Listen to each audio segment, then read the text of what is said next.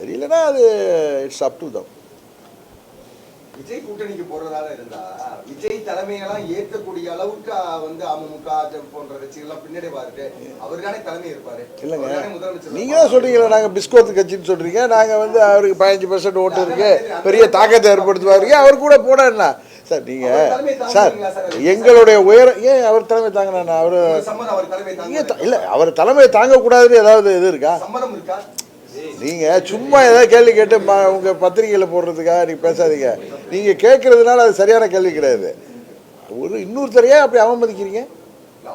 ஆமா இல்ல இல்ல இல்ல அது என்ன சம்மதம் இருக்கா? அவர் தலைமை ஏத்துக்க அவர் ஒரு கட்சி நடத்துறாருல, எந்த கட்சியோட சேரலாம் வேணாங்க?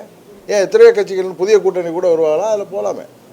இதெல்லாம் அது தவறு. நீங்க கேட்கறது யாரையும் குறைத்து பேசக்கூடாது. அவன் அப்படிதான் பேசுறேன். நீ ஏன் அப்படி கேட்குறீங்க? ஏற்றுக்குவீங்களான்னு ஏன் அவர் தீண்டத்தகாதவரா? அப்புறம் என்ன?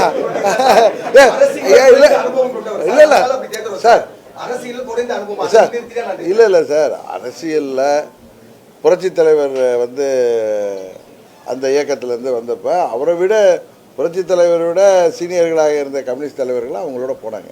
கரெக்டா? அதனால நீங்கள் கூட்டணிக்கு யார் தலைமையெல்லாம் நீங்கள் இன்னொரு கூட்டணிக்கு போவீங்களா, அவரை ஏற்றுக்கொள்வீங்களான்னு கேட்குற கேள்வி அது அனுபவங்கிறத தாண்டி அரசியலில் இதுக்கெல்லாம் குவாலிஃபிகேஷன் நீங்கள் இதில் சர்டிஃபிகேட்டு அதெல்லாம் கிடையாது. அது எது தேவையோ அதை நாங்கள் செய்வோம்.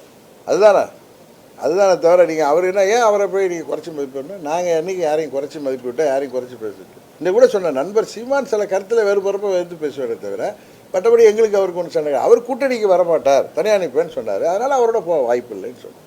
கரெக்டு தான். நான் ஒன்றும் மறைச்சி பேசலை. கூட்டணி என்பது தேர்தலுக்காக மாத்திரம்தான், வெற்றியை நோக்கி தான், யார் ஆட்சி அமைக்கணுங்கிறது தான். அதனால் நீங்களாக போட்டு உருட்டிகிட்டு இருக்காதீங்க. உங்களுக்கு நான் எல்லாத்தையும் பை சொல்லிட்டேன். வேறு எதுவும் கேட்குறதெல்லாம் கேளுங்க. பட் நீங்கள் கேட்குற கேள்வி சரியில்லைன்னா சரியில்லைன்னு சொல்கிற உரிமை எனக்கு இருக்குது.